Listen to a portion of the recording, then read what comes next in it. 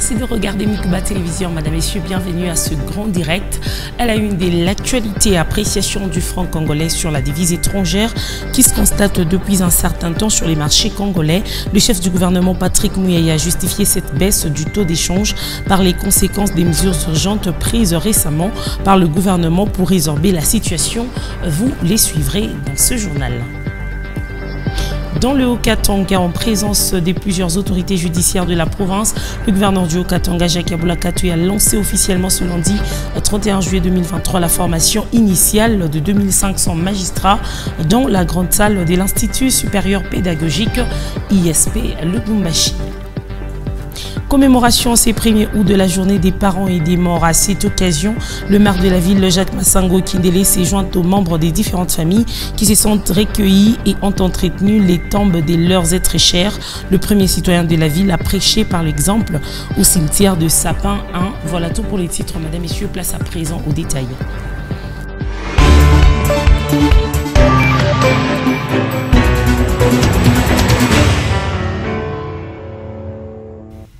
Ce journal s'ouvre par cette actualité en bref et en images. Dans une déclaration, dans une ordonnance rendue publique ce 1er août sur la chaîne publique, le chef de l'État Félix-Antoine Tshisekedi a nommé Daniel Lousadissou Kiambi comme le nouveau AG de l'Agence nationale de renseignement en remplacement de Jean-Hervé Mbelou.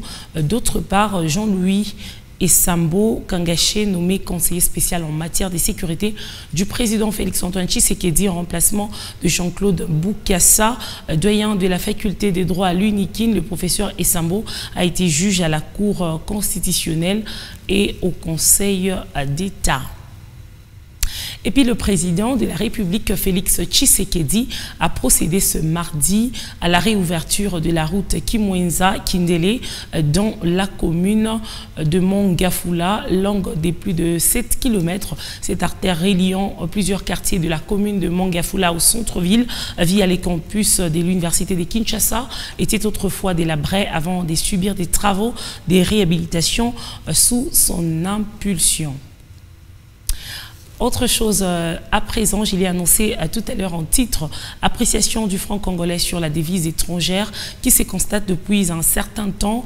Les sujets a été évoqué par le porte-parole du gouvernement, Patrick Muyaya, justifie cette baisse du taux d'échange par les conséquences des mesures urgentes prises récemment par le gouvernement pour résorber la situation, et ces mesures pourront consolider la baisse vertigineuse du taux d'échange. Félix Matoudi. Je crois qu'il faut peut-être que les uns les autres, quand ils réagissent, il faut qu'ils réagissent avec tous les éléments du contexte et éviter simplement de vouloir faire un buzz. Encore qu'il faut vérifier la crédibilité des personnes qui se prononcent sur des sujets qui sont parfois techniques. Sur ce qui se passe, c'est plus que des mesures ordinaires. C'est plus que les interventions de la Banque centrale du Congo sur le marché d'échange. C'est surtout la correction des règles du jeu qui a entraîné cette baisse. Donc, après la réunion que le président de la République a tenue, la réunion des crises, on a corsé la politique des réserves obligatoires des banques auprès de la Banque centrale du Congo, qui a pour effet de stériliser une partie de leurs dépôts en francs congolais. Avec l'autre mesure exigeant le paiement de l'impôt exclusivement en francs congolais qui coïncide avec l'échéance fiscale, aujourd'hui c'est le 31 juillet, tous qui ont des compagnies savent que c'est aujourd'hui qu'ils doivent payer les impôts en francs congolais. C'est ce qui fait que la demande de francs congolais exposée et les mesures que nous avons prises vont consolider la baisse qui a commencé. Vous vous souviendrez que c'était, je pense, le 17 juillet, avec mon collègue Nicolas Kazadi, nous avons fait un briefing où nous avions non seulement annoncé les mesures qui ont été prises, mais aussi les conséquences de ces mesures. Par exemple, aujourd'hui, même, messieurs les directeurs de jeu, on souffre, il n'y a plus de paiement en cash. Tous les paiements se font à travers les virements bancaires, et vous savez que dans les banques, il y a la contrainte où vous ne pouvez pas sortir 10 000 $ par jour. Et donc, il faut considérer que ce qui a été fait pour résorber une situation, mais aussi pour changer radicalement les secteurs financiers en RDC. Le gouvernement remercie les Congolais qui ont répondu massivement à son appel en prenant part à la cérémonie d'ouverture des 9e Jeux de la francophonie. Isidore Kwanja a encouragé cet élan national des Congolais de porter haut l'étendard du pays en prenant massivement part à la cérémonie d'ouverture des Jeux de la francophonie au stade de Martyrs de la Pentecôte. Le directeur national de ces compétitions se réjouit du déroulement de ces Jeux.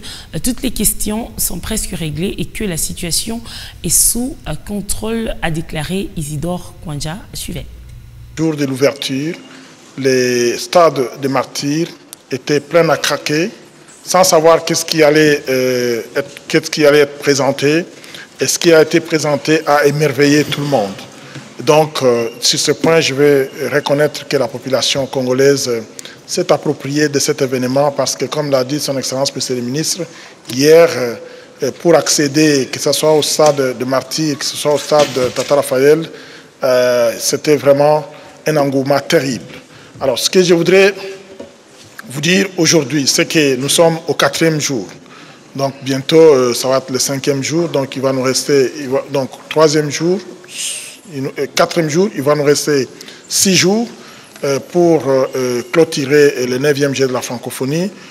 Au jour d'aujourd'hui, je peux vous dire que la situation est sous contrôle. La cérémonie était belle. Toutes les questions qui touchent à l'hébergement ont été réglées. Les questions qui touchent à la restauration sont réglées. Les questions des transports sont réglées. Les questions de sécurité, vous voyez que la sécurité est assurée complètement, au maximal. Et nous n'avons pas d'inquiétude, notamment si les questions de sécurité qui étaient soulevées par plusieurs États. Aujourd'hui, je pense qu'on se rend compte qu'on avait beaucoup plus de peur que de mal. Donc, moi, je veux dire que, globalement, la situation est sous contrôle.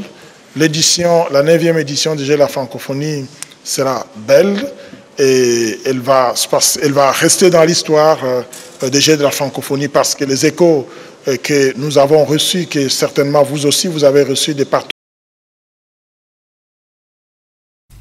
La République démocratique du Congo, pays hôte des 9e Jeux de la francophonie, est visiblement en train de réussir son pari.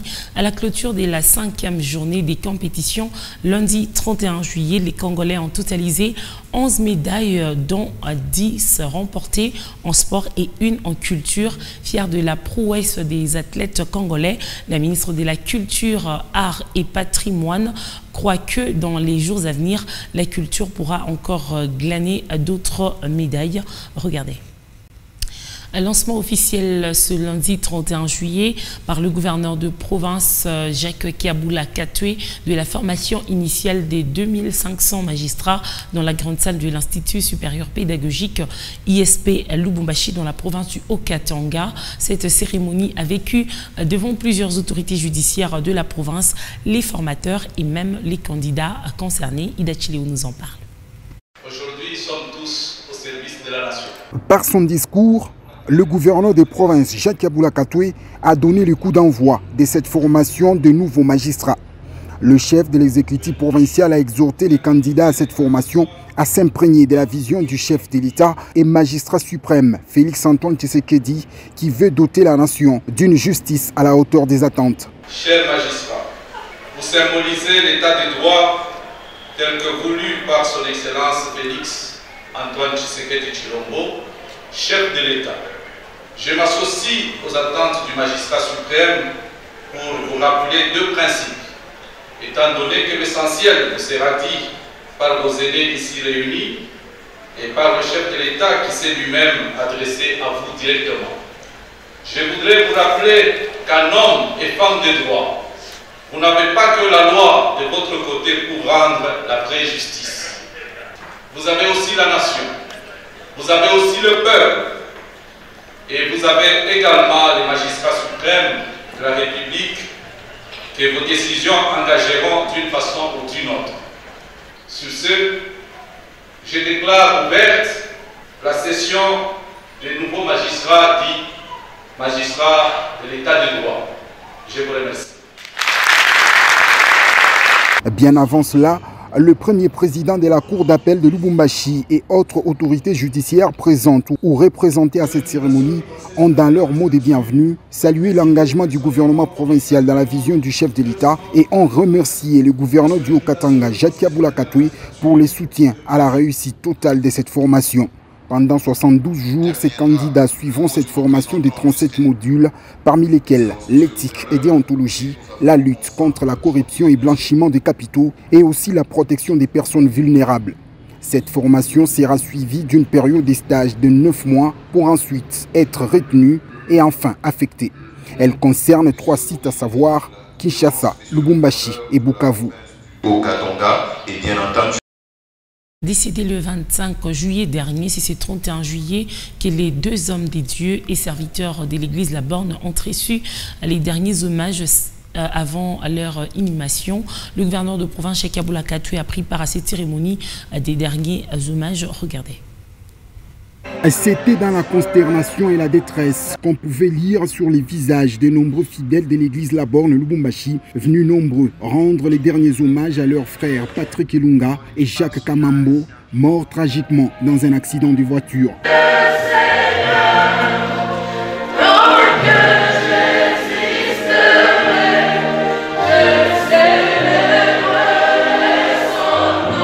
Présent à cette cérémonie pour partager la douleur des familles et des fidèles de l'église La Borne, le gouverneur de province Jacques Kabula Katwe a déposé 2 gerbes de fleurs, soit une pour chaque disparu, et a réconforté les familles éprouvées. Et d'avoir récupéré sa vie. Nous disons merci, nous remercions les bons dieux d'avoir passé parmi nous. Malgré la et pour dire merci.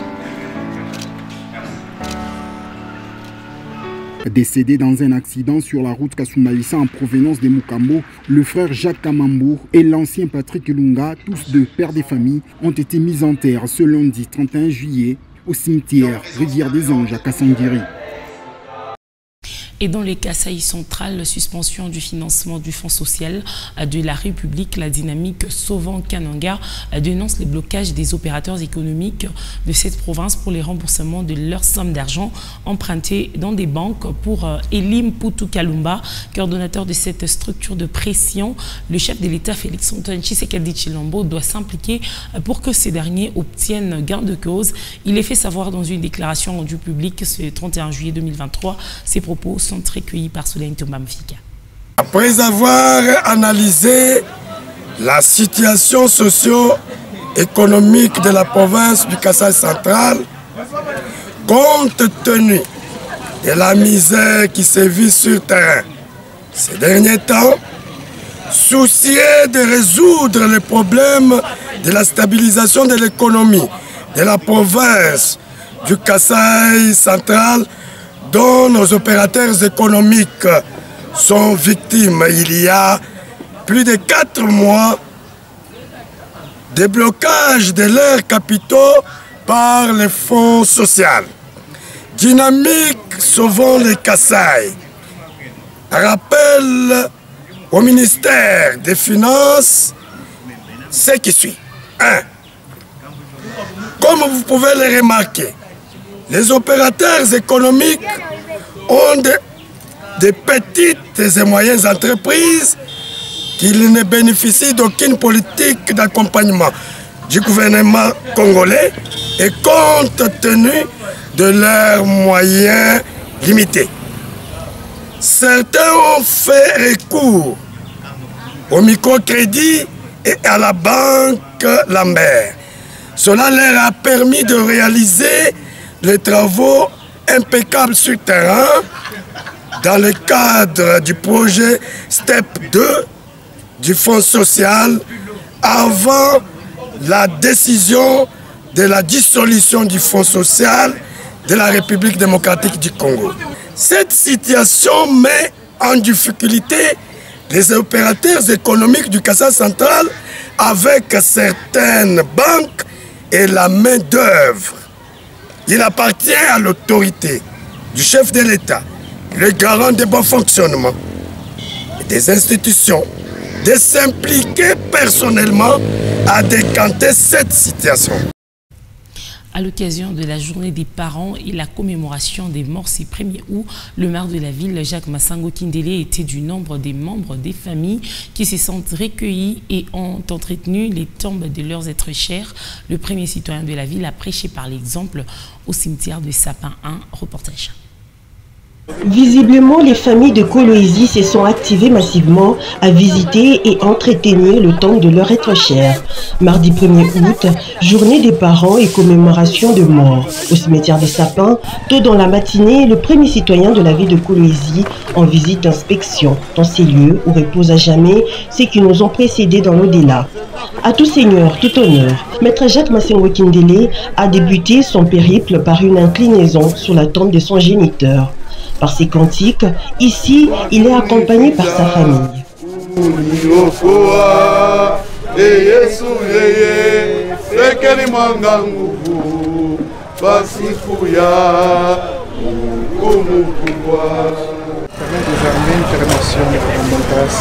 De nous avoir accordé ce moment de recueillement.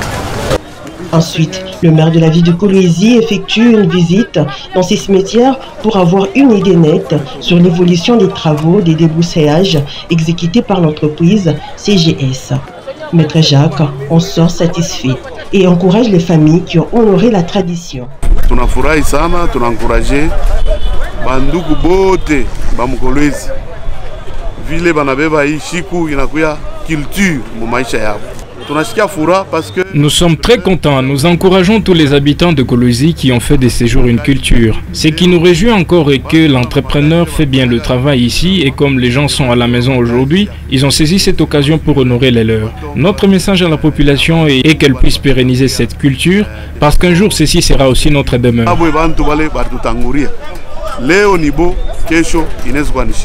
Contrairement aux années antérieures, c'est une tâche allégée pour les familles qui sont venues assainir les tombes de leurs, qui les ont trouvées propres à leur grande surprise. C'est propre ici, si cela pouvait être ainsi chaque jour. Il travaille bien, qu'il continue à faire preuve d'amour pour la population.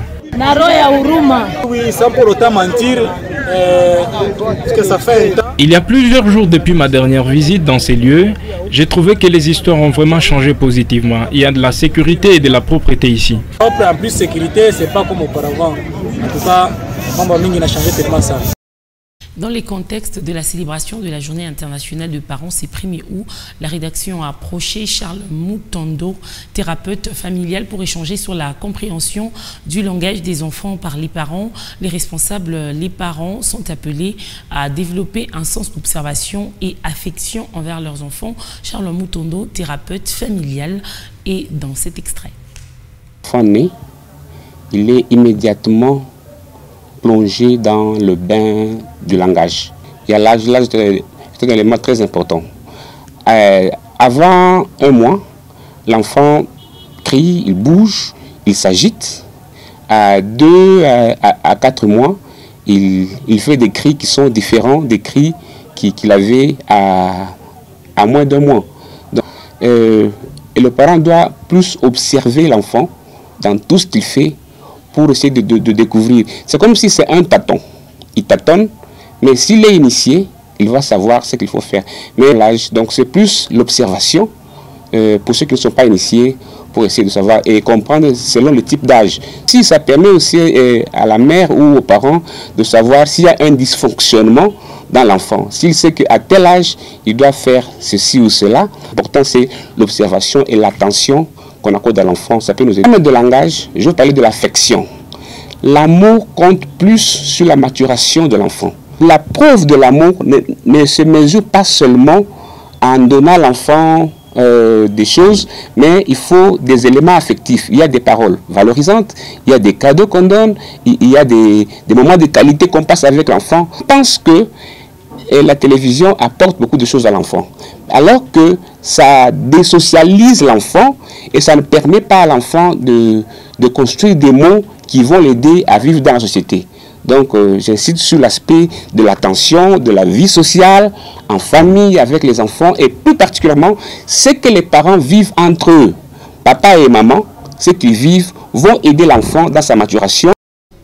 Il s'observe depuis quelques semaines à Moussampo, précisément devant l'enclos de l'hôtel Sun Africa. Et ces environs, une eau qui dégage une mauvaise odeur et indispose les habitants de ces coins. Selon le constat sur les terrains, cette eau provient de l'hôtel Sun Africa et la population nous a fait savoir qu'il s'agit d'un puits perdu de la fosse septique du dit hôtel. Malgré les cris de la population, aucune solution n'est jusque-là trouvée. Oscar Kalambay nous en parle dans ce reportage. Regardez. La nuit comme le jour, la situation est presque identique dans cette partie du quartier Moussampo. Des eaux aux couleurs jaunâtres avec une odeur nauséabonde quittent l'hôtel Sun Africa pour les rails de la SNCC car elles sont canalisées à travers un tuyau. Moké et un autre habitant nous décrit leur nouveau mode de vie.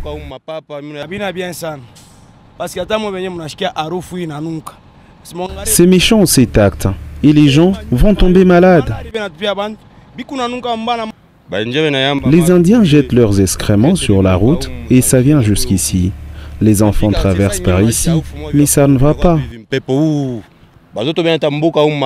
Malgré les multiples descentes de différents médias de la place, aucune réaction de la part des décideurs, affirme cette population qui du reste dit avoir résisté à une incitation faite par un groupe de personnes qui auraient voulu que les jeunes fassent des actes de révolte contre ces expatriés. On a plusieurs fois filmé sans suite. Les services de l'État ne font rien. On nous a dit de passer à Sun Africa pour une révolte, mais c'est le devoir de l'État d'ordonner qu'on arrête ça. La population se demande si cet hôtel occupé par ces sujets indiens est plus fort que la justice. Elle remet par ailleurs en cause les services de l'environnement qui, selon elle, seraient soudoyés pour étouffer le dossier et exposer les vies humaines. Malgré notre descente sur le lieu, aucun responsable de Sun Africa ne nous a reçus. À ce sujet, les services de l'environnement nous ont fait savoir que cette auberge serait déjà traduite en justice sans donner plus de détails. Le dossier reste donc à suivre. Ces 1er août, le monde célèbre également la semaine de l'allaitement maternel. À ces sujets, nous avons rencontré Dr Émile Kalanda qui nous parle des bénéfices de nourrir les nourrissons par le lait maternel. Yvette Fortuny Kadiadia. L'allaitement maternel reste le meilleur moyen de nourrir son nouveau-né car ce dernier confère à l'enfant les nutriments pour sa bonne croissance, nous a dit Dr Émile Kalanda que nous avons rencontré ce jour. Il donne les anticorps. Le tout premier lait qu'on appelle colostrum, il est faible en sucre, mais il est très riche en éléments nutritifs. Il donne même les anticorps à l'enfant. Il protège l'enfant contre certaines maladies. Un enfant qui a bien tété, qui a été allaité exclusivement, par exemple, pendant les 6 premiers mois de sa vie, ne fera pas beaucoup de diarrhées, par exemple, beaucoup des épisodes de diarrhée. Il jouerait, selon certains auteurs, le rôle d'un anti-inflammatoire. Parce qu'il y a des enfants, même s'il a une forte douleur, il pleure très fort. Et quand on le met au sein de sa maman, il y a des études qui prouvent que la douleur diminue et l'enfant se calme. Un enfant qui n'est pas nourri au lait maternel court le risque de développer certaines maladies, a-t-il renchéri. Les enfants nourris au lait synthétique, des laits qui viennent des industries, les laits artificiels, ce sont les enfants qui font beaucoup des épisodes de maladies digestives. Un enfant qui est nourri au lait artificiel ne recevra vraiment pas les 200 éléments qui sont dans le lait maternel, parce que le lait maternel réunit au moins 200 éléments, donc au moins 200 substances qui contribuent au bon développement de la santé de l'enfant. Alors un enfant qui est nourri au lait artificiel ne recevra pas ces 200 éléments. Il aura certaines carences. L'allaitement maternel reste exclusif jusqu'à 6 mois selon l'Organisation mondiale de la santé. Et en dehors de la République démocratique du Congo, les autorités maliennes annoncent avoir convenu avec le Burkina Faso de considérer toute intervention militaire étrangère au Niger comme une déclaration de guerre contre les deux pays et le Niger.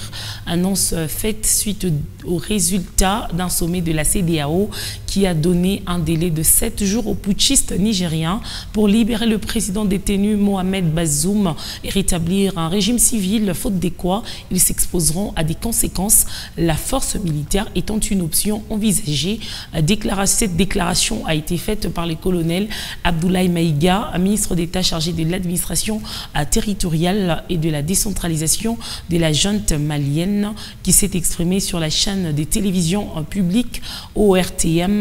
On peut les suivre dans cet extrait choisi par Louis Fatouchak.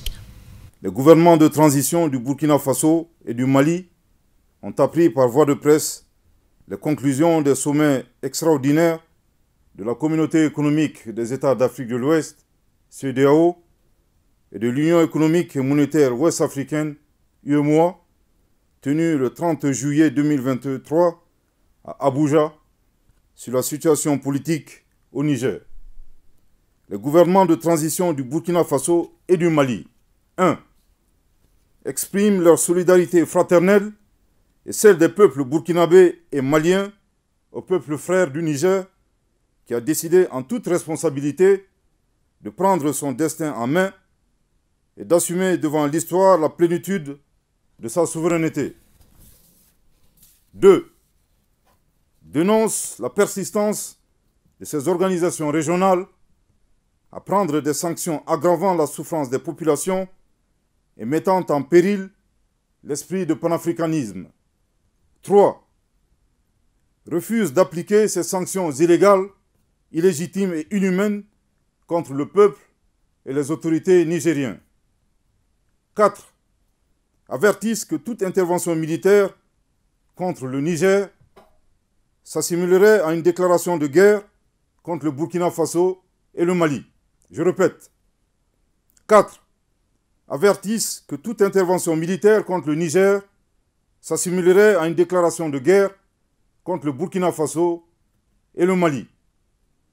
Je répète pour une dernière fois. 4. avertissent que toute intervention militaire contre le Niger s'assimilerait à une déclaration de guerre contre le Burkina Faso et le Mali. C'est par cette information que prend fin ce grand direct d'aujourd'hui sur Nicolas Télévision. Mesdames, Messieurs, merci à vous de l'avoir regardé et suivi.